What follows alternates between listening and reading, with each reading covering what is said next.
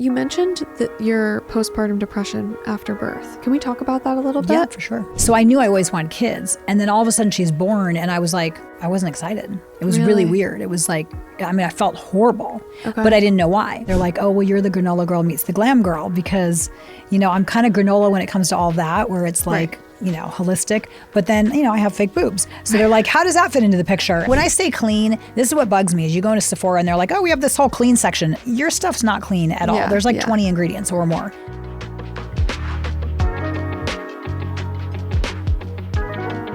Hi guys, on today's episode we have Peggy Tanous. Peggy is so much fun to be around. You will see her and I have no shortage of things to talk about.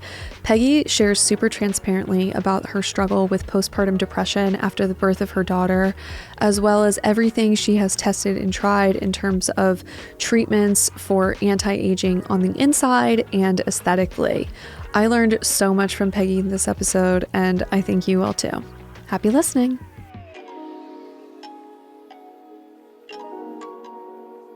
Peggy Tanous, thank you so much for being here. I'm so excited to just be able to hang with you for an hour. Oh my gosh, thank you for having me, Nicole. I'm so excited to hang with you. We have so much to talk about. The day we met, we had so much to talk about, so I'm excited. I think you came in, I was like, yeah, let me give you a tour. We'll get to know each other. I had allocated I think 30 or 40 minutes, and 2.5 hours later, we were both like, oh my God, I have to go. Yeah, exactly. But so those who don't know you, you were a Real Housewife of Orange County. I was, Bravo TV. Yes, and you are a model and a TV host. I feel like I could give a rap sheet of titles for you. Mom, I'm a mom. You are a mom. A wife, yeah. A wife, and I feel like maybe not most importantly, but very importantly, you are a real health and wellness advocate. I am. Yeah, I'm a little obsessed with it. As my kids and my husband would say. I want to ask you about them and the whole relationship with your family and it all. But have you always been into health and wellness? I have. I think it started in high school because I was really skinny. Okay. My mom and dad both were just small individuals, high metabolisms and on the smaller side. And so I was so skinny that I couldn't gain weight, which I know people hate me, but that was the reality. And I would eat cartons of ice cream, which wasn't healthy, but I did, and I wouldn't gain weight. So my first boyfriend in high school, he was like, you need to lift weights. Okay. And so thanks to him, it was like my junior year of high school, he got me into weightlifting. And then I became obsessed. I thought about joining some of the fitness competitions like the Miss Fitness and all that kind of stuff. And so, I started to gain muscle and my body started to fill out and I was like, oh, I like this. Yeah. And I'm sure you loved how you felt. I felt amazing. Yeah. And so I've just kind of carried that throughout my life. And then I got really into holistic stuff and into homeopathy and just more natural solutions. Oh, nice. But then the funny thing is on Housewives, they're like, oh, well, you're the granola girl meets the glam girl because, I'm kind of granola when it comes to all that, where it's like, holistic, but then, I have fake boobs. So they're like, how does that fit into the picture? And you do Botox. And I'm like, well, because I feel like beauty's from the inside out. So if you feel good on the inside, then you look better on the outside. And for me, because I've modeled my whole life since I was 12, I wanted a little more on top. So I got my boobs done at 21. And then, I didn't start Botox till I was 34, which is crazy. To me, it's normal. But nowadays, I think these girls are starting it at 20 years old. It's insane. Yeah, I know. I was just thinking about that the other day because you hear both sides of it, of some doctors saying, yes, you should do preventative Botox is a real thing. To me, I have a hard time believing that, it's that preventative. It's that preventative. And I understand, I don't know. I started at 27, which is very young. I started with a small amount, but I also had static lines, just genetically, the anatomy of my face and my forehead. But that's not overly young. I mean, it's young, but it's not 2021. These girls, even in high school, my daughter said people in high school are talking about it. It's just insane to me. That's crazy. Well, I also think they're probably going to be immune to it by the time they're 30 as well. Oh, absolutely. I mean, I've been doing it since 34 and I'm 56. I said it. and I feel like I'm immune to it, although I haven't done it for 10 months. Okay, that's impressive. I'm pretty impressed. And I was just in California and everybody's like, you don't even need it. I'm like, I do. I feel like I'm starting to get some areas I would maybe want to just do a little bit. But I'm definitely trying to not do it as much. I lasted 10 months. I think if I continue to do it in the future, it would be maybe once a year. Okay. And I think what really has helped me to stay looking this good without doing it is I've been doing a lot of gua sha and lymphatic massage on my face. Okay, because I was going to ask you, okay, if you're not doing Botox regularly, what are you doing? Because you look incredible. Thank you. Okay, gua sha with a gua sha stone? Gua sha stone, yep. Okay. Well, I have they're like the stainless steel ones. Yeah. Okay, you like the stainless steel I like one. the stainless steel, and you'll put on, like I put on castor oil, and then you massage those areas. So I go like really hard right here on my 11s. With castor oil? And then, and then you do like your whole face. You go down your neck, and you can feel it. Like you'll feel the lymph drain. It's so wild. Yeah. So I do it every day. Okay. And I think it's made a huge difference. Really? Okay. I'm going to have you send me the link for the gua sha that you use, because I use a jade stone one, but I have one of those too. I've heard the steel ones are better and even really good for, like, I have contouring. Yeah, like they're better for contouring the face. Okay, that's really good to know. Do you face tape? I do. I face tape also. Okay. So at night I do my 11s, and then I'll do sometimes around my eyes, and then I do above my lip. Ooh, okay. Yeah, I think I'm going to start doing that too. I particularly wanted to ask you this today because the last time we met, we were talking about Botox. And I'm probably going to do one more session before I start trying to conceive. But obviously you can't do it while you're pregnant. Yeah, you can't do it while you're pregnant. And I don't think you can do it while you're breastfeeding either. Nope. So I probably have, knock on wood, God willing, I get pregnant in the next year or so, I'm going to have at least 18 months where I'm going to need some other solutions. Yes. So you'll want to do your gua sha. You'll want to do the face taping. I even have, I do a silicone pad at night on my chest. And I have a high top on today. You can't see, but I have no wrinkles on my chest. And people are like, how are you your age and you have 0 wrinkles? Like 0. Wow. And it's because I do the silicone pad on my chest because I like to sleep on my side. So if I'm on the side and the wrinkles are forming, they're not forming because I have that pad there.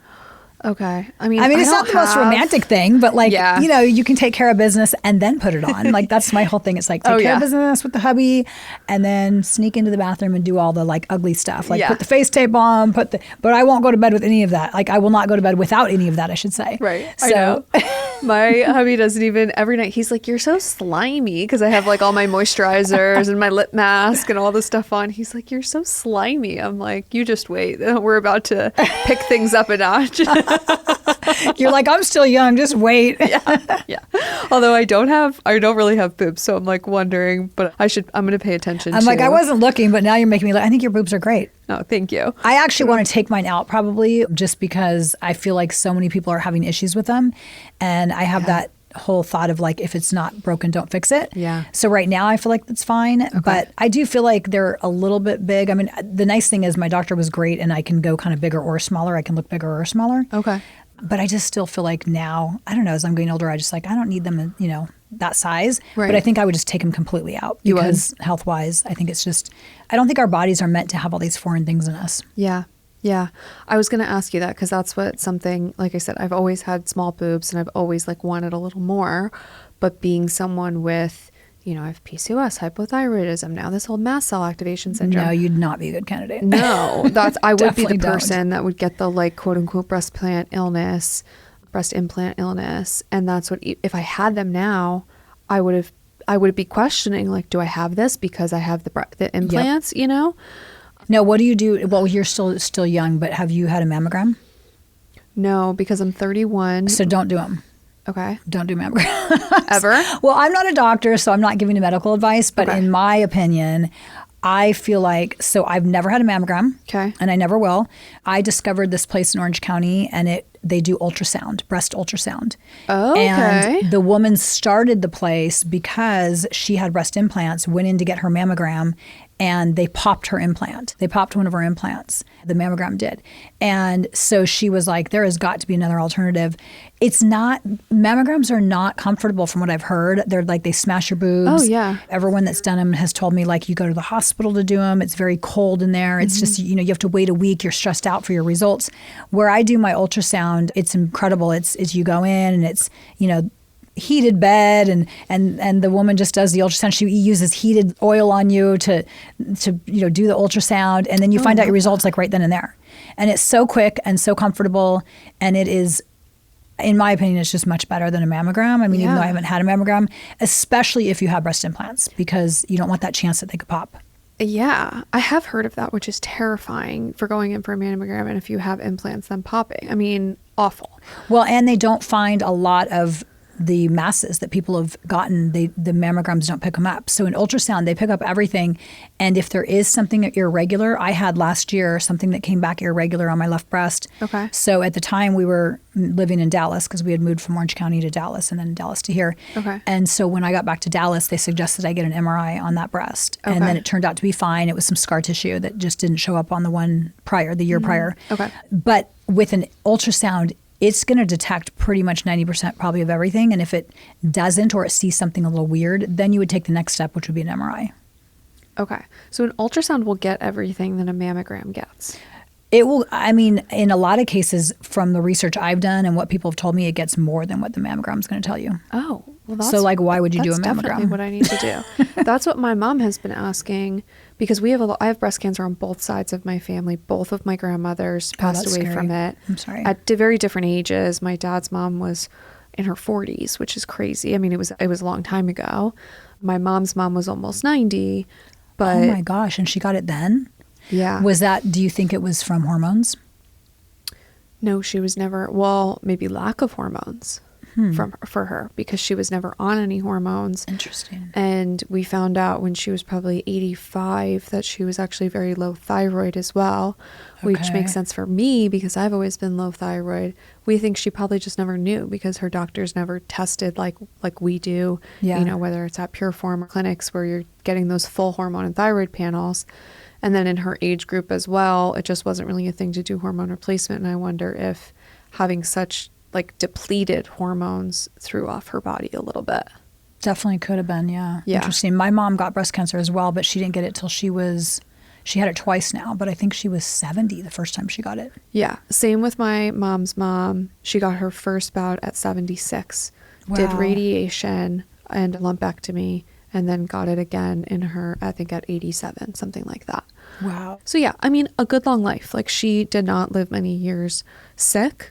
Thank God, yeah. Thank God. But now also my aunt, my mom's sister, is 57. Also, she just got a full double mastectomy. Wow. Went through 2 rounds of chemo. Yeah. So it's very, top of mind for us. But my mom has been asking me, knowing that mammograms, there's radiation. It's so wildly uncomfortable. It's one of those things that from her perspective, I love my mom's approach to health, and she's very common sense centered. She's like, from common sense, it just doesn't feel right to be squishing. Her intuition's telling her, she definitely shouldn't do it. The other thing that she could do, I mean, she definitely should switch over to ultrasound. Okay. But the other thing, there is a thing called a thermogram. And I also have done that. I actually did it on Orange County Housewives, but I was really annoyed because they didn't end up showing it. And it's like, of course, you're not going to show something that could help people. You just want to show the drama. It's like, no, can you please show something that's going to help people? I was trying to show people some cool things. Oh, yeah. So they didn't show it. But a thermogram is another really good test. And it's you go in a room. I don't know. I haven't done it in a while, so it might be different now. But they have to drop your body temperature down really low. Okay. And so I had to put my hands and feet in ice cold water. Really? To cool me down, and you're freezing, and then it takes pictures of your breasts. Yep. And then it's what it's doing is it's showing the heat where it senses heat, and if there's heat in the breast, they know there's an issue there. Yeah. So a thermogram's another option that people could do. Okay. And if someone maybe with you guys, since you have a lot of it in your family history, maybe you do both, a thermogram and an ultrasound. Yeah, I think that's what we're going to do. I did that a while ago. It's thermography. Yes, the thermography. Full body. I didn't have to ice my hands and feet. Okay. But it was interesting because I was having my mast cell activation, which is a lot of histamine sinus issues. And I had a lot of heat in my sinus cavity, and it showed that. Oh, wow. And then same thing, I was having some digestive issues, and it showed it in my digestive system. Was that here in Boca? Yes, in Boynton Beach. Okay, it's good to know they have that here. Reclaim Wellness. She has someone come and do it. It's an acupuncture practice. Harmony, the practice owner, has been on the podcast, and she has someone come, I believe, once a quarter to do it. Oh, amazing. Yeah. Okay. Yeah. They're great. I'll have to get that information from you. Just it's good to have. Definitely. Especially since I'm new here. It's like, okay, where are all the good places? I know. You need all your people. Yep. Yeah. Yeah. Yeah. I've got the black book. I'll send it to you. Good.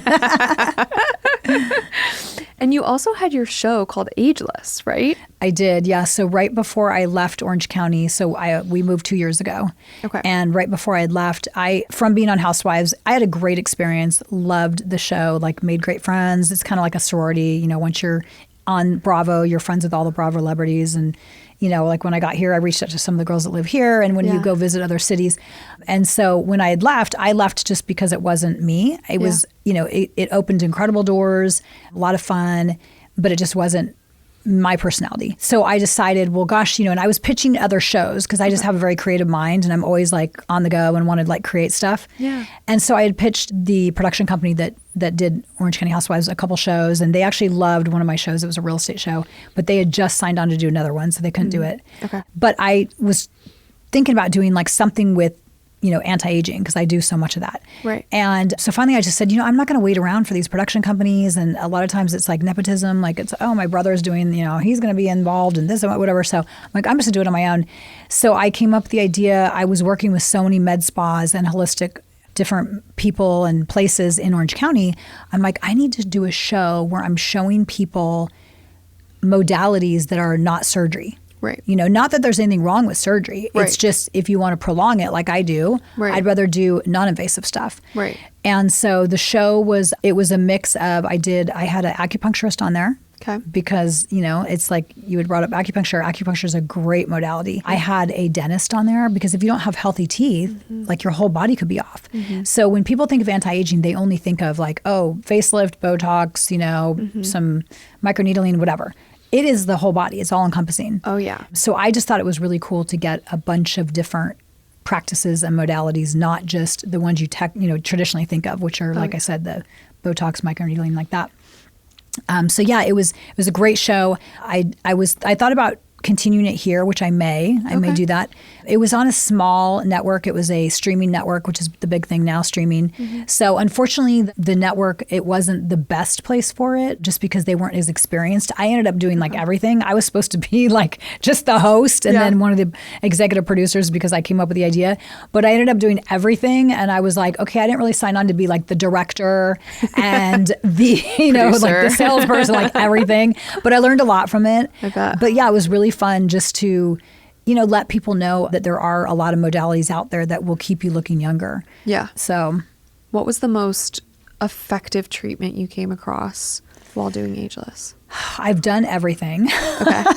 Well, I've done everything as far as lasers and stuff. I haven't done everything. Like I stick to just Botox. I don't do filler. I've never done filler. I was going to ask. Okay. So I'm not a fan of it because I've heard it migrates and I just see people that get it and they tend to get puffy and it just is weird. You have perfect lips. You don't have any filler in your So lips? I did do something with my lips, but I did it back 20 years ago. I did silicone. And I know a lot of people are super negative on silicone, but this was back, 20 years ago. All the celebrities in Beverly Hills were going to this guy. Okay. I don't even think he's alive anymore, but he was amazing. Because he was old when I was doing it. I was like even nervous, like, oh my God, is he going to like slip? His arm's going to slip and it's going to like screw up my whole mouth.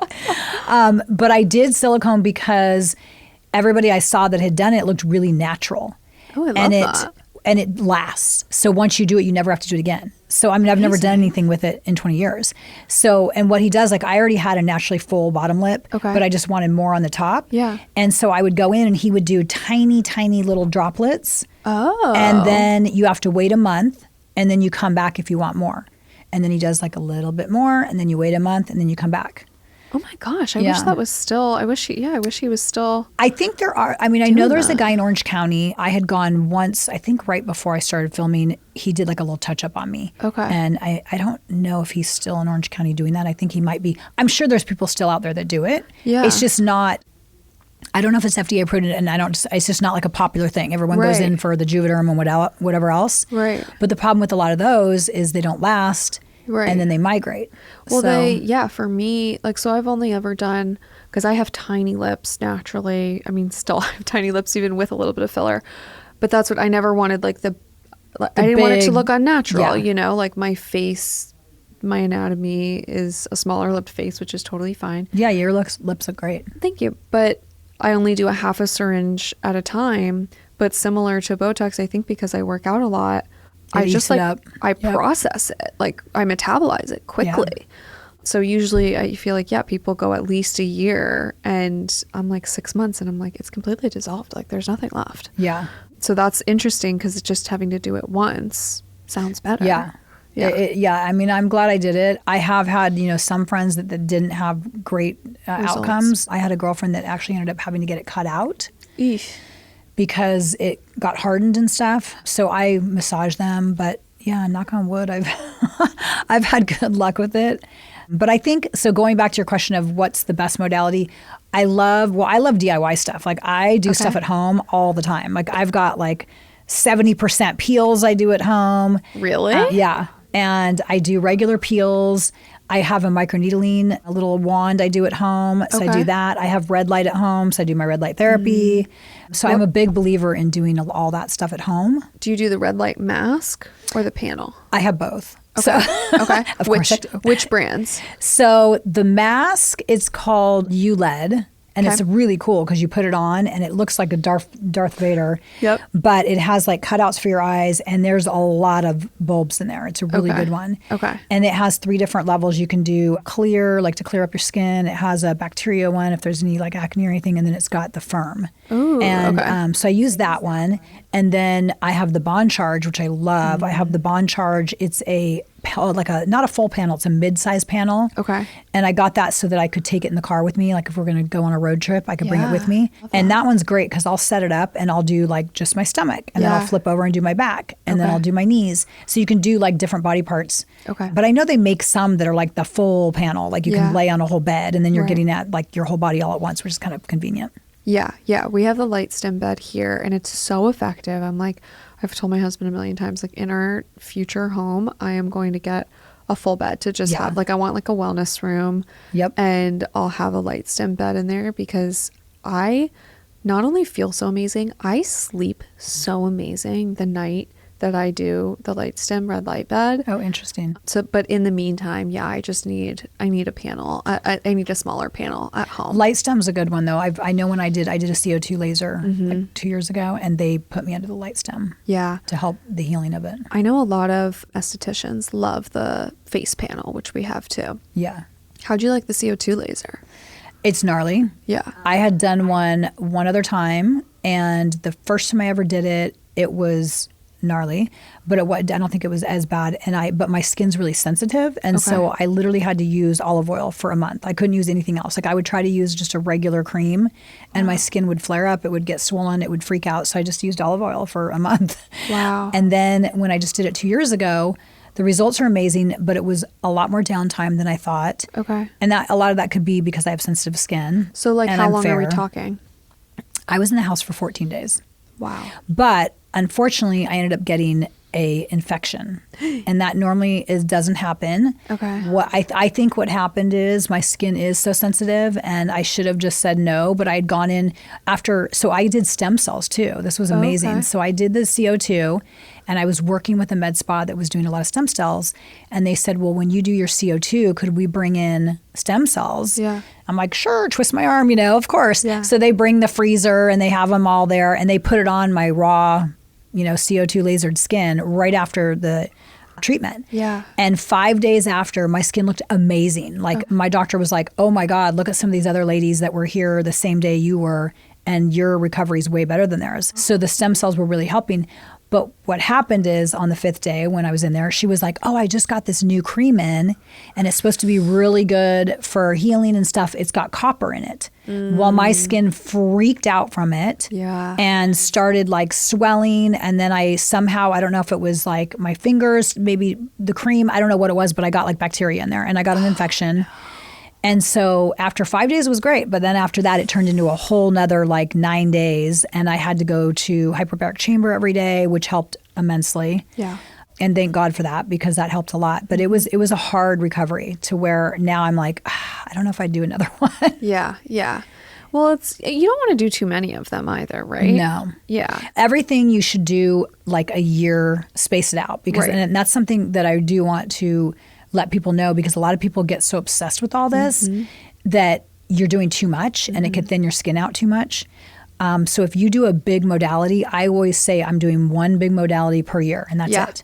I like that. You could do like a CO2, and then in 6 months, maybe you could do like a light microneedling if you just wanted like a quick little collagen boost and to give yourself some, plumpiness and some collagen building. But just don't do a big modality in the same year. Yeah. It's just not healthy.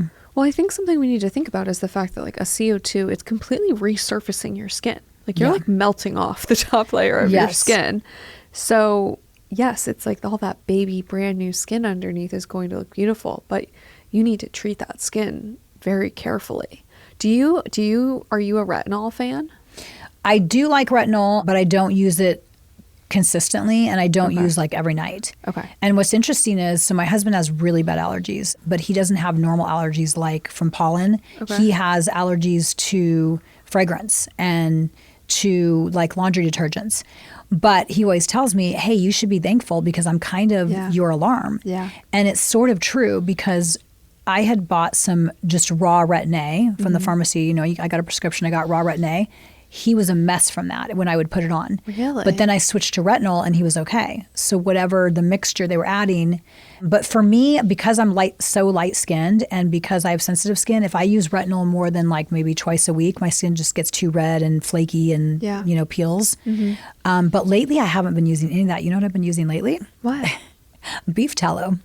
Have you? You're on the beef tallow train? Secret. Oh, I love that. Yeah, everyone's on this, everyone's starting to find out about it. But yeah, my youngest daughter has gotten really into health and healthy eating and beef tallow. And so she's the one that turned me onto it.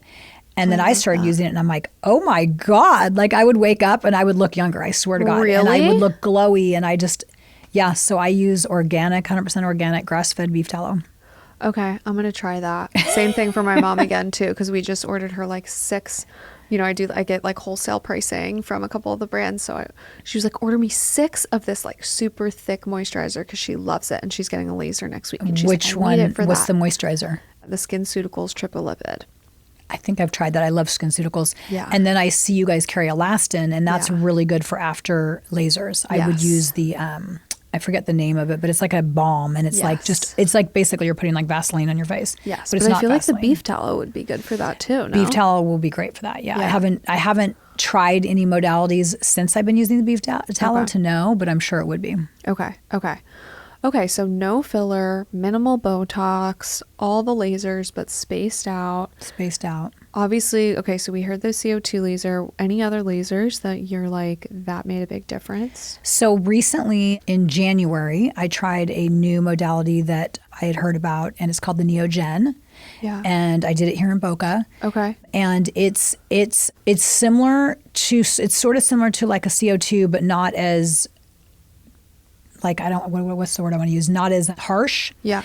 And the philosophy of it is nitrogen. So they're using nitrogen. It's not so much heat. Okay. Even though it is heated, it's not heat that's going to melt fat. Because the thing is, you want to stay away from fat, especially if you're thin like me. Right. I can't afford to lose fat because then I'll look like a skeleton, my face will. But I don't want to put filler in it. So, and if you do filler, then you especially don't want to use these modalities that are going to melt away your filler. Right. So this Neogen doesn't melt away any fat. It doesn't melt away filler, any of that kind of stuff. And I really liked it. It was a long recovery. I think it was about an 8-day recovery, 9-day recovery. But it wasn't as crazy as the CO2. Mm-hmm. It wasn't crazy uncomfortable. There were a few times I'm like, okay, but you have numbing cream on. I was going to say, do you do laughing gas or anything? You can. Okay. I didn't, but you get the numbing cream, and you could take half a Xanax or something if you really need to. Right. But I feel like it produces collagen, but it takes a while. So at first I was like, I don't really know if I notice a difference. And then I actually feel like in the last couple of months, I'm like, whoa, what's going on with my skin? It's looking better. Mm-hmm. I think it's the Neogen is finally working, doing its job. Yeah. So, and they told me it's going to take about 6 months for you to really start seeing it kick in. Oh, really? Yeah. Ooh, okay. I'm going to have to look into that one. Yeah, Neogen. That sounds amazing. Okay. And I did it at the Energy Room here, but I don't know if they're still doing it, but that's where I had done it here. The Energy Room. Okay. That's the place I told you about. Yeah. Yeah, where they do the energy and you go in and you sit in there for an hour or two. And, right. And yeah, Tony Robbins ended up getting a panel for his house. Okay. Yes, I really cool. I need to go try that. Maybe we can go together one day. That would be fun. Yeah. I would love that. It is more fun when you go with somebody because you're just sitting in the room. You're like, okay, an hour, like I'm bored, and they don't want you to take your phone. So you're like, I can't do anything. Right. I know. And we could talk as long as nobody else is in there. Yes, now, if someone else comes in, they're going to get mad at us and kick us out. I know. Those kind of things, I either need to like really plan my day around it and go at like 3 p.m. where I'm like I like could use a nap or just like some downtime anyway. Yep. Because I've done a couple of those like, I love to just go try stuff and I'll like be all hopped up on, I've had like 2 or 3 matchas throughout the day and I'm like ready to chat. And then I'm like, oh my God, I'm supposed to be in like a meditative state with no one around me. It's a little hard to just like come down. Yeah. Okay. And then you had mentioned that you're looking to put off surgery for as long as you can. Would you ever do a cosmetic surgery or? Absolutely. So I was just in Orange County, and if you look on my Instagram, OC Peggy Tanous, you'll be like, wait, what are you talking about? You were just in a plastic surgeon's yesterday. So when I was in Orange County, I did go see a surgeon because I have thought about like, okay, in the future I'll do like a lower facelift and neck. Okay. And I was thinking like I could hold off until like maybe 60, but then I don't know, in the last 6 months, all of a sudden, I don't know if it's like moving twice in under a year, like I just all of a sudden I'm like, God, I feel like it almost looks like to me like I lost all this weight, which I haven't, but I have like the skin. If I, if I look down, you see like there's like saggy skin. And so when I was back in Orange County last week, a doctor that I met with, he had just done 2 of my other fellow housewives. Okay. And so I wanted to see them in person. And I just thought, well, I'm here. I might as well just have a consult with him. Right. So I did a consult with him. And then you'll see on my Instagram, they were filming it because then we surprised my girlfriends that they had come in for their like 4-month checkup. Okay. But they didn't know I was in town. Aww. And they didn't know I was going to be there. And so then I surprised them. I'm like, hey, and they were like, what are you doing here? And so it was like this Housewives reunion and it was really fun. And I, had said, I don't know if I'm going to do this. Okay. I'm not rushing into it. Right. But I just wanted to think about my options. Right. And so it is something, I love the doctor. It's Dr. Stephen Ip, and he was so thorough and so patient, and he's very natural. Okay. My 2 friends that did it, Lynn Curtin, she was on Orange County Housewives, and then Jacqueline Larita from Jersey Housewives. Okay. They both just did it 4 months ago. They had it done on the same day, which is really cute. They were like really 3 hours apart from each other. And so they looked incredible. So I wanted to see them in person. Okay. Because it's easy to look at people online, but everyone like airbrushes stuff. Yeah. It's like the filters. And so I wanted to see them in person. Yeah. And then I wanted to see the doctor's book and like really look like, and they looked so natural. They didn't look like they had anything done, but they looked like refreshed. Okay. So you're like, okay, you look, something's different, but like it doesn't look like you did anything. Right. And that's what I would want to do. Yeah. Okay. So I don't know. I mean, I'm on the fence. I definitely feel more comfortable doing it if I am going to do it now that I met with the doctor. And, I just don't know if I'm totally ready yet. But yeah, I'm open to it. Okay. But like I said, for me, everything's like in moderation. Yeah. So if I do it, it's going to be just a very slight, lower facelift with the neck. Okay. And that's it. And what is your take with the sun? Do you stay out of the sun or do you like the sun? I've always stayed out of the sun. Well, I've always kept my face out of the sun. Okay. So growing up, we had boats and we were always on the lake and California, the beach, whatever. But I was the girl at the beach that had like the bikini on, but then had this towel over her face. Yeah. So I've always kept my face out of the sun. And I think that is part of the reason why I look very young. Right. But then there's a whole nother philosophy that I'm really starting to open up to now, where you read all this stuff about the sun's actually really good for us. Right. And, like during COVID, they kept saying, don't go in the sun. Well, Crazy. There was a reason for that, because it's going to make us better. It's vitamin D. Right. And so now I'm kind of like, well, gosh, my daughter keeps saying, Mom, come sit in the backyard with me, but don't wear your hat. But in my head, I'm like, I got to cover my face, but I'll let my body get it. I was going to say, we can still let our body get sun, because the way I think about it too is like, even just walking to and from the car in South Florida, like the sun is so strong here. It is. And I get sunspots because I grew up down here, similar to, you growing up California, in Orange County is like I had, a tan on my face from not wearing sunscreen as a kid, just from being out at recess and whatnot. But your body was always covered for the most part. So I feel like we can get the health benefits of the sun by getting sun on our body and still protecting our face. That's at least what I'm telling myself. I agree. I think, but I do think, and my mother-in-law was a naturopathic doctor, so she was how nice. Total homeopathist, naturopath.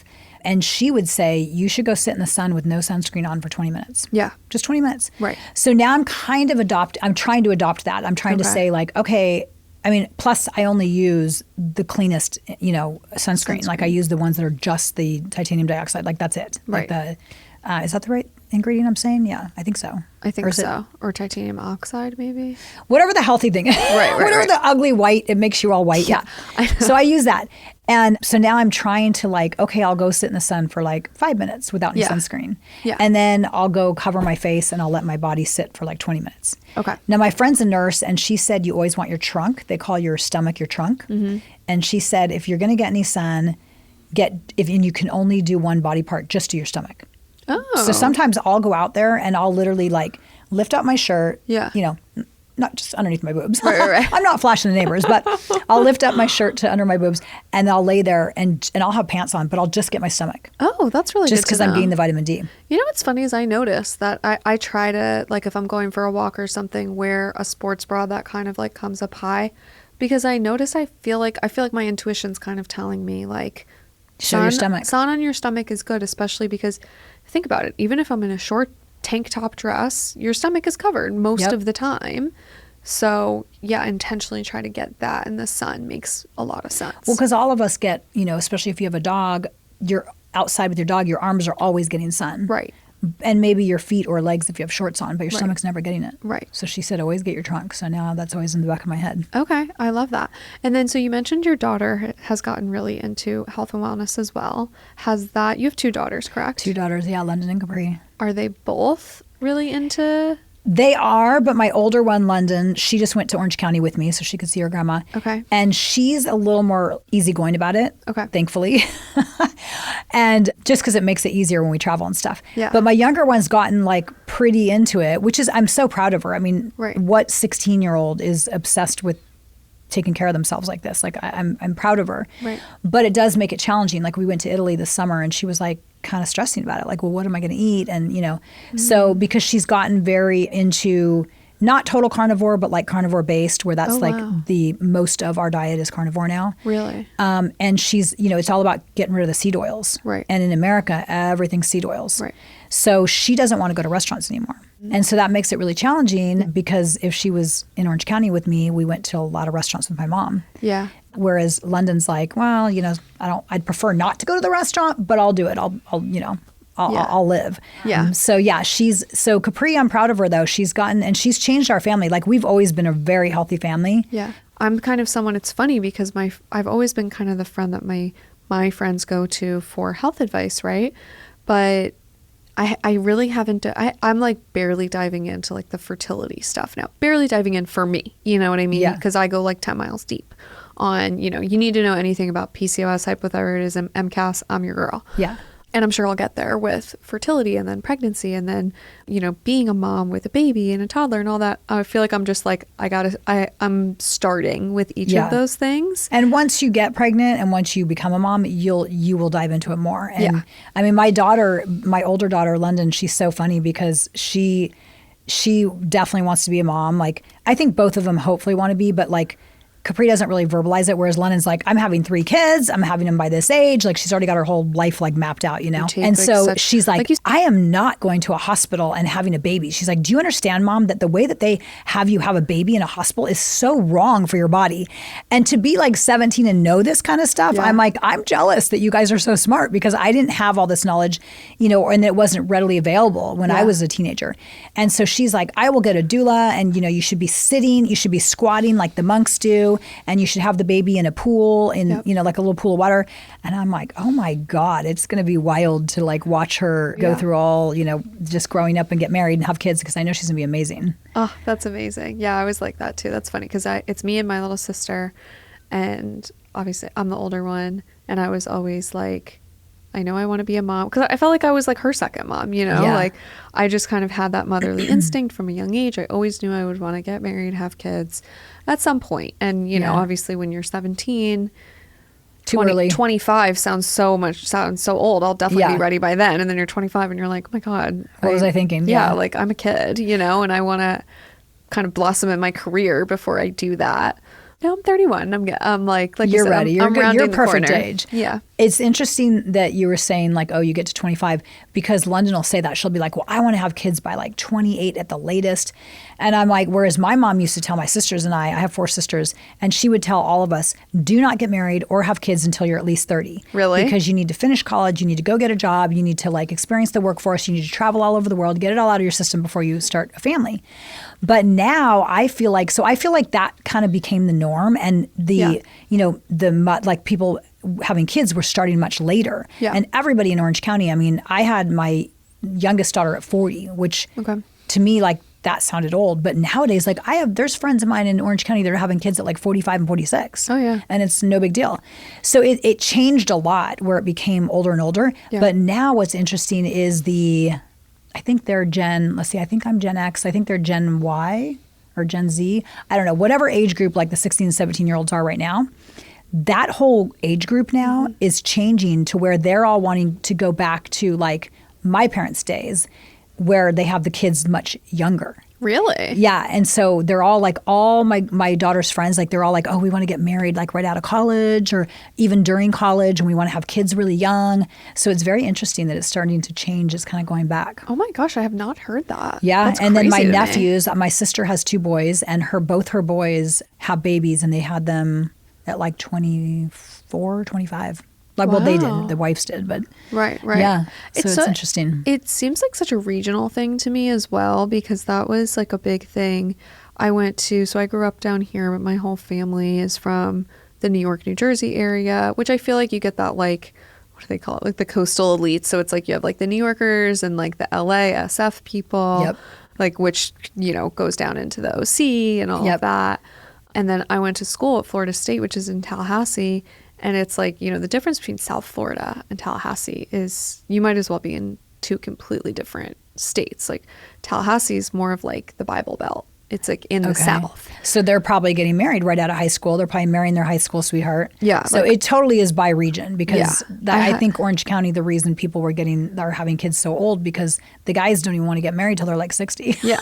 Yeah. So it's crazy. Yeah. No, totally. That's like New Yorkers too. Like men who are like 45 and single. It's like, yeah, why wouldn't I be single? Whereas in Georgia, it's like your grandpa then, But what's so funny? So all you men out there listening right now, I have a little advice for you. You can be cocky as much as you want and think like, oh, I'm 45, I can be single. Your sperm count goes way down. Oh, yeah. The time you hit, I think it's when men hit 35, for sure by 40, their sperm count's like half. Mm-hmm. So if you think like you're 45, like, oh, I got plenty of time, I'm not the one who has the baby anyways, well, you're going to be shooting blanks.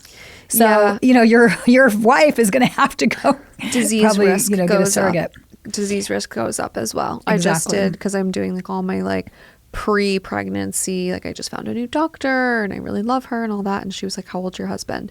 And I was like 31. He's my same age. She was like, okay, good. If he was above 40, we would have to do a lot more testing. Yep. Which I didn't know that was a thing, because we're like taught that, oh yeah, who is it? Robert De Niro just had a baby at 80. Yeah, it's ridiculous. Well, who knows if that's really, I don't know. Like, you know what I mean? Healthy. Who knows? Well, no, I'm saying who knows if it was really his sperm that. True. I don't know. True. But yes, men have it much easier in that regard. And I'm not saying that you're not able to do it. I'm just saying that men should also keep in mind, like, your sperm count is going to go down. Right. In a perfect world, I would have loved, like, I think you're the perfect age to have a baby. I would have loved to have had my girls a little bit younger. Okay. I had London at 38 and Capri at 40. So that was, but I hadn't met my husband. So you can't help. I was just about to say that too. As much as at 17, you can be like, I'm going to get married at 23 and then I'm going to have a kid at 25. It's like, if you haven't met the right person, you're not going to just find some random on the street just so you can have a kid. No, literally. Yeah. Like it sounds so much easier. I remember, because when I was living in New York, it was right before I met my husband. I was 25 and I was like entering this era where I had been single for a while. I'd been doing the whole like situationship thing with multiple people. And I was like, you know what? I think I'm just going to like do like a me year. And I was starting to look into even freezing my eggs, because knowing from a health perspective, like, okay, you really want to get your eggs before you're 35. And I was like, the way things are going, there's no chance I'm finding my husband before I'm 35. So, and then of course, like 2 months later, I meet my husband. But that's why you met him, because you weren't worrying about it. And that's like when I met my husband, I told myself I was taking a year off. I'm like, enough with all these relationships. I'm going to be single for a year and take care of me. And, you know, and that's when I met my husband. Yeah, that's when it happens. Okay, that kind of leads me to something else I wanted to ask you, which is, obviously, you take care of your physical being immaculately. Are you into the spiritual side of wellness as well? Yeah. What does that look like for you? So I try to meditate. My daughter's really into meditation, my older daughter. And I've had so many friends that just swear by meditation that it's like amazing. I'm really hyper. I'm type A, Aries, and I'm just hyper. So meditation's hard for me. But I do, like every morning, I do try to like meditate, or I just thank the universe for everything. I try to always stay in a place of gratefulness. Okay. And, you know, I did have some bouts of depression throughout my life. We went through postpartum depression with both my girls, primarily with my older one. And I had some dark days. I mean, I did a documentary on it, and they filmed it on Bravo. Yeah. And so because of that, I've learned that if you start to get in that space, like if I even start to get like annoyed by something or sad by something, or, you know, let some stupid thought in my head come in, I immediately just start like in my head, I'll list like 10 things I'm grateful for. Like, oh, I'm so grateful for my perfect health, and I'm so grateful for my amazing family. And you just start listing them in your head. So I do that throughout the day. When I'm driving, I'm so thankful for getting to my location, you know, safely. And I just do that throughout the day. Oh, I love that. That's a great practice to get into. Yeah. And I love it. The minute you start to feel a thought come in, it's like, it really changes, because if you start to even start thinking negative, it right away, and it'll change it. I love that. And it's staying in the present. Like I read Eckhart Tolle's book, The Power of Now, and it's all about now, like staying in the power of today. We only have right now. Like right now, you and I are talking. This is all we should be focusing on. Yeah. And if you start to let your mind wander and you think of the past is gone. We can't do anything about it. So why even think about it? Why even, you know, people that get, you know, so hung up on their traumas. We all have had some kind of trauma, but if you get hung up on it and you make it part of your life now, it's not part of your life now. So you try to move forward. You can move forward. Right. You know, so I think that, and then if you worry too much about the future, you're not really enjoying the now. So that's another practice I do a lot of, just try to always stay in now. I love that. That has been on my reading list for a while. I need to bump it to the top. It's a good one. It's really good. Yeah. While you're talking, it's reminding me of even like, have you read Untethered Soul? Oh, no, I need to write that one down. That's a good one. And it's all about just the idea that all you have control of is your own response. And I think about that a lot, especially with work. You know, it's like, there's so much going on lately. As we were walking in together, you were like, I was like, how's it going? What's going on? You're like, so much. Like just everyone's always so busy. We're all just so busy. Yeah. We're all just so busy. And it can get a little bit, for me at least, like, I get a little bit wrapped up in just like, everyone needs something from me, and to kind of take a moment to myself to breathe through it and to remind myself the only thing I have control over is my response. How you respond, exactly. Right. But you also have control over what you can manifest. And I'm a big manifester. Same. And you want to always be manifesting positive things, because what people do too often. On my flight home from Orange County, I reread The Secret, which I just love. I'm obsessed with that book. And really? I saw the movie. It's like incredible. And then they have another one. I think it's called The Secret now. Like there's 2 or 3 now that are out. Yeah. But it was a good reminder, because so often people will think they're manifesting and they'll say, I don't want to feel sick. Yeah. But because you're saying that, the universe is thinking you're saying that you want to be sick. Right. You have to change your words and say, I am so thankful I'm healthy. That, because then it's hearing health and it's bringing in health. Yep. But if you focus too much on what you don't want, you're actually going to get more of that.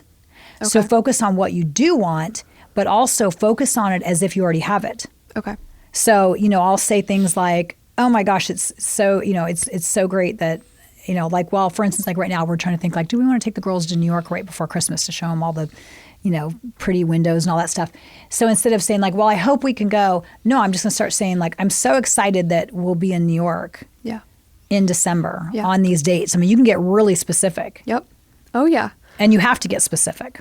Yes, you do. And that's funny, because I've been like joking with my team lately that I'm like, if you have ever wondered if manifestation is real, me and my husband are walking like manifestos of it, because he's someone that's so not into like all the woo woo. Like he's not into talking about it and thinking about it in the way that we are, right? But he'll put out there, like when we first moved to Florida, all he wanted, he was like, I will feel like I've made it when I join my own golf course with my own money. I don't want anyone. I don't want it to be under the company. I want it to be mine. I love that. And I was like, that's a lot of money. Like what? That we're probably not going to be there for a while. Yeah. Guess what he did this year? He joined a golf course. Yeah, he joined a country club. That's amazing. He found the one, but it's like one of those things. He put it out there, and he just like made it work. So to the point where I was like, honey, this is the responsible decision. You have to do this. Well, and he probably also, like, what you have to do is you don't worry about how it's going to happen. Right. People get too hung up on like, well, gosh, my work's just not giving me that kind of money to do that, or this isn't happening, or that's not happening. Don't even worry. Yep. You put that order into the universe, it will give it to you. Yep. And you don't have to worry about how. You don't have to worry about it at all. You just know. You have to know in your soul, like, this is happening this year. Yep. I don't know how it's going to happen, but it is. Mm-hmm. I mean, Chicken Soup for a Soul is a great book. And the author of that, he had said that he wrote a $100,000 check. He and his wife wrote a $100,000 check. They had no idea how they were going to get that because, this was back, I don't know, like probably 30 years ago that first book came out, or maybe 25 years ago. And, I don't feel like things were as crazy as they are now. Like people's salaries weren't crazy, whatever. So they just made like a basic salary. And so his wife's like, do you think we can really write that down? He's like, that's what we're writing down. And they got a $90,000 check for the book that year. Oh. And he was like, it wasn't 100, but it was almost 100. Like it's there. Oh yeah. And so she goes, well, gosh, I can't believe this is happening. Like that was kind of easy. And she goes, well, should we try for $1 million for the next one? He goes, let's do it. So they wrote themselves a $1 million check, and next book, $1 million up front. Oh my gosh. I love this. This is like inspiring me to go back to my vision board. Yep. When I'm on my flight this evening and just update it to, shoot even bigger, because I'm such a vision boarder. I love visuals. I love them too. And I love the creative aspect of making the vision board as opposed to just writing. Oh, yeah. And I'm someone like, I have a vision board for this year. I have one for next year, and I have one for 5 years from now. So be careful with that though, because you want to live in now. True. So if you're making them ahead of time, then you might be focusing on ahead too much. You're not living for right now. Okay. I started my daughters on those when they were like 7 years old or something. Oh, I love that. And they're really into it. And then what's really amazing is when I was rereading The Secret, one of the guys, I don't remember which author, but one of them was talking about he was really into vision boards. Yeah. And that he had put like different houses he liked and wanted, and cars, and, like health and all the different things that he wanted that he was ordering from the universe. And then they got busy, and then they were moving, and so he had, put them away in boxes. Right. So they moved into a new house, and his 10-year-old son came in and was like, "What are all these boxes in here?" And he's like, "I don't know. Let's open them up and go through them." And he got to this one, and he pulled it out, and his son goes, "Well, what are these?" And he goes, "These are vision boards." And he looks, and he started crying, and his son goes, "Dad, why are you crying?" He goes, "I just realized the house that we're in right this minute that we just moved into is on my vision board." Yeah. He had found that house on a MLS listing or whatever in a magazine or something, cut it out, and they were in that house, and he owned that house. My dad did the exact same thing. Wow, same thing. So So cool. I feel like men are a lot less like they don't creative. get as emotional. They're not as emotional about it. But my dad, I remember I was talking to him about vision boarding a while ago, and he was like, "Oh, I've been doing that for years." He took a picture of the house that my parents own now. They've lived in it for say 6 years now, but say 3 years before they moved into it, they were driving through their neighborhood now, and it's on the intercoastal, and they were on a boat, and he was like, "I love that house in particular," and put a picture of it. He has like one of those digital frames on his desk, put a picture of it on his digital frame, and that's the exact house that they live in. And it's the epitome of like the market list price for that house wasn't in their budget at the time. They ended up doing a real estate swap with someone else that the actual price that they paid was in their budget. It's the epitome of amazing. The universe will deliver things in ways that you could have never foreseen. Absolutely. Yeah. And it will do things that are meant to be at that time. Yeah. You know, I'm a big believer in everything happens the way it's supposed to. Mm-hmm. And when I quit Housewives, I had a 5-year contract. I mean, a lot of people would die to have that. Right. I had a 5-year contract. I don't know if they're doing that still because, you know, they have a lot of people come and go. But at the time they were doing, you know, they were giving long contracts if they liked you. And they gave me a 5-year contract. But they didn't really want you to get out of it. Right. You know, they could decide if they didn't want you to stay in, but you couldn't really decide. I was able to get out of it, thankfully. But yeah, I mean, sometimes I'd go, oh gosh, maybe I should have stayed a little longer. Maybe I'd have more hosting things. Maybe I'd have this, maybe I'd have that. And then I stop myself and I say, nope, the universe wanted me to do what I did. Yeah, it wasn't meant to be. Mm-hmm. Yeah. Yeah. Okay. So yes, you are into the spiritual side of things. Yes, absolutely. Are you a crystal girl? Do you like crystals? I do like crystals. Really? I'm not as much into them now. I mean, I still love them, but maybe it's just I don't have the time. But when I was in my early 20s, I was really into it. Like I had them everywhere. I would go to I would go to the fairs and they'd have the crystal conventions and stuff. And I remember I went to, I think it was New Mexico, Santa Fe, and they had all those kinds of stuff. And I was really into it. And it's really funny now because my daughter London is so into it. Really? And so I just watch her. I'm like, I was just like you. And she even wanted to start her own crystal business when we were moving to Texas. And we're like, let's just wait till we get to Texas and get settled and see if you still feel that way. And then she got so busy with school. She's like, I don't have the time. But she's really into it. And, you know, but it's interesting because I don't really say I'm more of a spiritual person than a religious person. Yes. And I didn't really grow up with a strong religion. And if someone says, well, what are you? I'd say I'm Christian, but a very light Christian, I guess. Yeah. But if you look at Christians, a lot of them will poo-poo the whole crystal thing. They're like, oh, you're not supposed to do that kind of stuff. You're not like, and I sage my house. They're like, oh, you're not supposed to sage. That's calling in, you know, bad energy and crystals and this, that, and the other. I don't believe that. I think crystals are very cleansing. I think they do have a lot of them, you know, all of them have their own properties and things that they'll do for you. So I do believe in them and I like them. I'm just not as into it as I was when I was, you know, younger. Yeah. And we all have like different chapters where different things are resonating more than others. I could go down a whole rabbit hole with all of that, but it's, to me, something like crystals, like everything is energy. And it's funny because the more even like I'll be talking to Dr. Parita about things, and even over the past couple of years in the medical community, I remember going to conferences a couple years ago and I was like, I feel like everything is a frequency device. It is. And it is. And it's especially now, like, the more advanced we get with medical treatments and therapies and healing, everything is energy and frequencies. It's in the same way you and I can meditate and vibrate at a higher level than we would before if we're being intentional about our own energy. Yep. And then it's literally like we're transferring energy between one another. And, you know, I used to even always think about like when I would go visit my grandparents at their nursing home, I would leave feeling so drained. But it's because all of these people who really need more energy are like pulling that out of you. Yeah. So you're tired when you leave because they've taken it all from you. Yeah, they've like taken your like youthful energy from you, which, you know, like I'm happy to give. I say you're happy to give it, but it's hard. Well, what I do another practice, speaking of that, when I go into places and I know there's going to be a lot of people, I will kind of mentally just tell my body like, okay, I want you to put like a shield around me, protect me from others. Mm-hmm. Because it's not that the people you're going to be with are bad people. You might be with some of your best friends and they're amazing people, but you don't know what they're going through. Right. Someone could be going through a divorce right then and there. Somebody else could be, you know, dealing with family drama with their mom or their dad. You know, somebody else could have health issues that you don't know about. And that could be coming into your barrier. So you have to protect your barrier. Yep. But then beyond that, you have to also, when you leave places, I used to do this deep breathing. It's called holotropic breathing. Okay. And it's where you get into such deep breathing, it almost puts you in a trance. Yeah.